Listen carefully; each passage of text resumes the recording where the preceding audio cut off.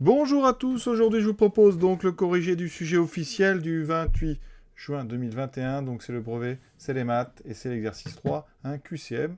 Il y a ici donc 5 questions, 2 questions de probabilité, 3 questions sur les transformations du plan. À chaque fois une seule réponse est exacte, on est parti.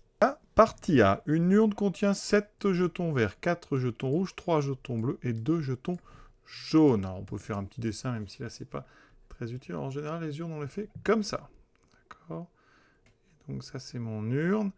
Alors, on met donc 7 verts. On va mettre 7 V, 4 rouges, 3 bleus, 2 jaunes. Voilà, ça tombe bien, les initiales sont différentes.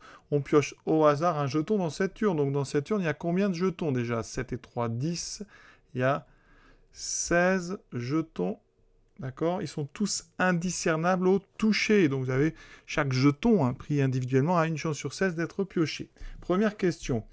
À quel événement correspond une probabilité de 7/16e? Il y a 3 événements, donc on va bien calculer, on a le temps. Probabilité donc de rouge ou jaune. Alors la formule qu'on utilise ici, eh bien, c'est une formule très simple, quand c'est ce qu'on appelle l'équiprobabilité, parce que là, chacun des 16 a la même chance d'être choisi. On va compter combien de jetons correspondent à notre événement, rouge ou jaune.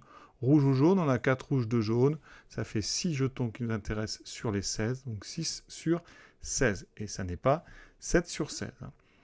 On peut quand même juste simplifier, ça ferait 3 sur 8. Donc ça n'est pas celui-ci, puisqu'il nous faut un 7 sur 16. On prend le deuxième, probabilité de jetons donc pas verts. Alors, des verts, il y en a 7, donc des pas verts, il y en a 9. On a donc 9 sur 16. Ça n'est pas lui. Donc normalement, vous pouvez déjà vous arrêter et obtenir et entourer le dernier. On va quand même vérifier pour être sûr. Jetons verts, on en a 7 sur 16. C'est effectivement la réponse C. Deuxième question, probabilité de ne pas tirer un jeton bleu. Probabilité, donc pas bleu. Alors, on vient de faire pas vert. Donc c'est pareil, des bleus, il y en a 3. Donc des non bleus, il y en a 13. C'est 13 sur 16. Donc directement, on voit que c'est la réponse A. Donc ça, c'est assez simple. Partie B, on considère la figure suivante. Il y a 20 motifs. Alors ils sont tous numérotés, vous voyez. 1, 2, 3, 4, 5, 6, 7, 10. À l'intérieur, il y en a, pareil, 10 autour. On a l'angle AOB qui fait 36 degrés. Effectivement, si on en prend 10, ça fera bien 360, donc un tour entier. Le motif 11, alors je le repère, il est ici. C'est l'image du 1 par une homothétie de centre O de rapport 2. Alors que je vous explique un petit peu une homothétie de centre O de rayon 2. Ça veut dire que l'image du point A, ça va être un point aligné avec O et A, mais qui sera rapport 2, donc 2 fois plus loin. D'accord. Donc ici, A, on doit trouver l'image de A 2 fois plus loin, donc ça va être ici. D'accord. Et B va être envoyé ici. Ce point-là va être envoyé ici. Donc vous voyez tout, eh bien, ce pentagone est 2 fois plus loin, 2 fois plus gros. Troisième question, quelle est l'image du motif 20 par la symétrie d'axe la droite D? Alors on va repérer la droite D. La droite D, vous voyez, elle est placée, c'est celle qui est horizontale et qui passe par le point O. Donc image du motif 20 par une symétrie axiale. Le motif 20, vous l'avez ici.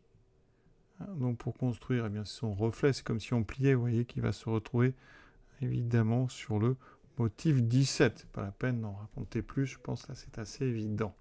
Maintenant, quatrième question. Par quelle rotation le motif 3 est-il l'image du motif 1? Alors ce qui nous intéresse, c'est l'image du motif 1. Donc on va le retrouver, j'efface un petit peu tout. Donc c'est une rotation. Motif 1, donc je vais bien vous le montrer, il est ici. Le motif 3 est ici. On sent bien que c'est une rotation de centre O, d'accord? De toute façon, les 3 propositions qu'on nous fait sont des rotations de centre O. Alors, ici, l'image du point, par exemple, B, ça va être le point qui est ici. D'accord? Donc, il faut voir de combien on a tourné. Sachant qu'ici, on a 36. Le point B, donc vous allez partir d'ici. Vous tournez une première fois de 36, une deuxième fois de 36. Donc, c'est une rotation de 2 fois 36, c'est-à-dire 72. Donc, c'est la réponse B. Rotation de centre O d'angle 72.